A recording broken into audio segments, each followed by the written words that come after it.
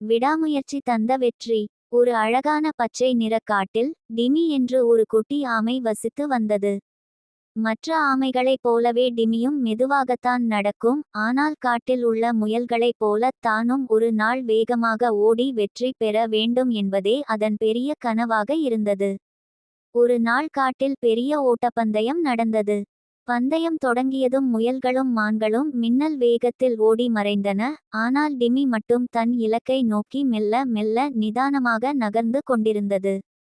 திடீரென வானம் மேகமூட்டமாகி பலத்த மழை பெய்யத் தொடங்கியதால் தரை முழுவதும் சகதியாகவும் வழுக்கலாகவும் மாறியது.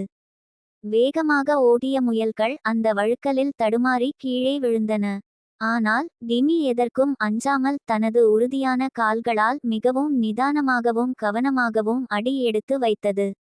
மற்ற விலங்குகள் எழுந்து வருவதற்கு முன்பே டிமி பந்தய கோட்டை அடைந்து முதலிடம் பிடித்தது. அன்று காடே டிமியை பாராட்டியது. வேகம் மட்டும் வெற்றியல்ல, எந்த சூழ்நிலையிலும் தளராத விடாமுயற்சியே உண்மையான வெற்றி தரும் என்பதை டிமி அன்று அனைவருக்கும் உணர்த்தியது.